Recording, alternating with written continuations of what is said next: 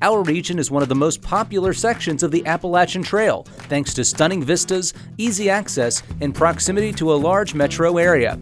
In this Campfire chat, we talk with Andrew Downs from the Appalachian Trail Conservancy about the ongoing efforts to protect view sheds and improve a crowded and dangerous trailhead near the popular McAfees Knob. But when you first moved here, what was your impression of like the outdoor scene and Oh, it was like that? great. It was great. I mean, I knew the AT through here pretty well, and I paddle a lot just for fun with the family. Yeah. And so we had. I had been on the James before, we had heard about the James, and then kind of checked out the river down here, which was great, and then ended up getting an apartment in Grandin and just having access to the Greenway right there.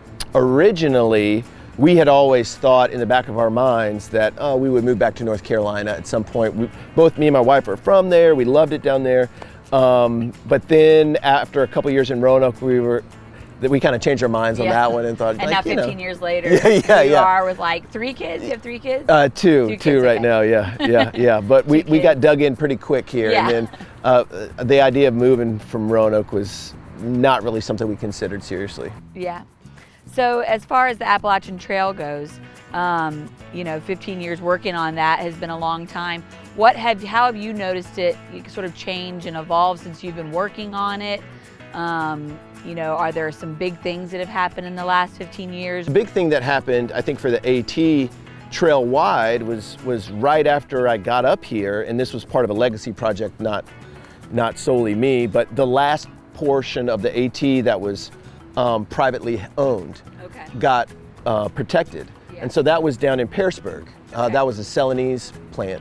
And so we worked with them and Columbia Gas to permanently protect about a 3-mile section of the AT that they could essentially just put up a fence over. Just before decide that. They don't want to let you guys on there anymore. We're over it. This Appalachian Trail thing was cool. We're done. But no, that got protected. And then another piece of the actual footpath up near Spy Rock, up north of here, got protected. And that essentially was it for the footpath itself. Yeah. And so we had been kind of transitioning, and then really transitioned pretty hard from focusing on the preservation of the footpath to also looking at a corridor that's necessary to preserve the AT experience. A lot of people may or may not know this, but Virginia has the most mileage of the Appalachian Trail of any of the states that it goes through. And so sort of bringing it home here to us in Roanoke, are there any changes or big things that you've seen just in our area as far as usage? Well, I remember when I first got the job in Virginia and came up to Roanoke just to meet the club and meet people with the Roanoke Appalachian Trail Club, Liz Belcher pretty much like tracked me down and grabbed me by the ear. It's a joke, but it's pretty close to the truth, you know?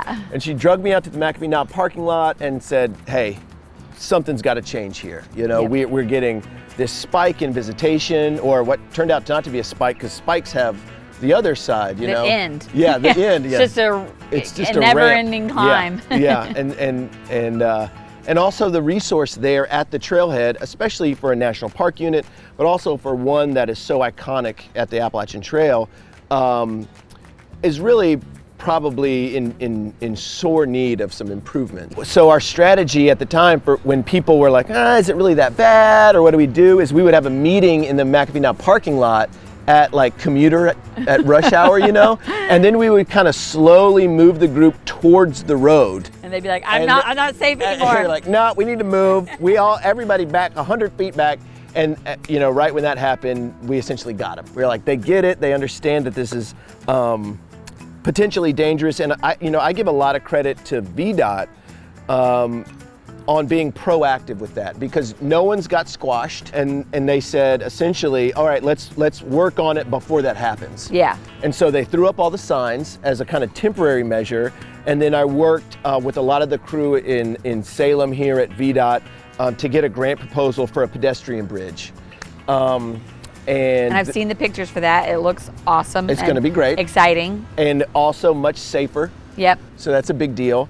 And right when that initiative kind of kicked off, the Park Service and the superintendent also requested funds to redesign that parking area and then implement that redesign. So as far as like the future for the Roanoke region, and you know, all those AT iconic spots, because we've got Dragon's Tooth, we've got Tinker Cliffs, we've got McAfee, and many more, you know, like you can just keep going because we have so much mileage right around here. You know, what do you think the future holds? Well, one thing I like to remind people of, and it's something I had learned when I came up here, is how steeped in volunteerism and personal responsibility that the community has been since before the AT was ever created, and probably a lot longer than that sort of my AT focus goes. But the Roanoke Appalachian Trail Club is one of the big, active, really effective clubs on the entire AT. So they have about 130 miles, which is a huge chunk. But I think really the beginning starts with understanding, like, hey, it's people like you and me who made the Appalachian Trail a reality back in the 30s. So the Roanoke Appalachian Trail Club, founded in 32, you know, 15 years later, the Appalachian Trail would be built, but it was those initial visionaries who were just people. I think a lot of them were staff at Roanoke College in Hollins, and they just, you know, heard about this idea, really liked it, and really thought it would benefit the community, and thought it was fun and exciting. Just understanding that I think Roanoke is going through kind of an outdoor renaissance right now, but a lot of this stuff has been ingrained in our culture as a community for a long time. Yeah, we have the history of it there. Yeah, absolutely. And appreciating that. Well, thank you so much for joining us, Andrew. And wherever your adventure takes you, make sure you check out more at RoanokeOutside.com.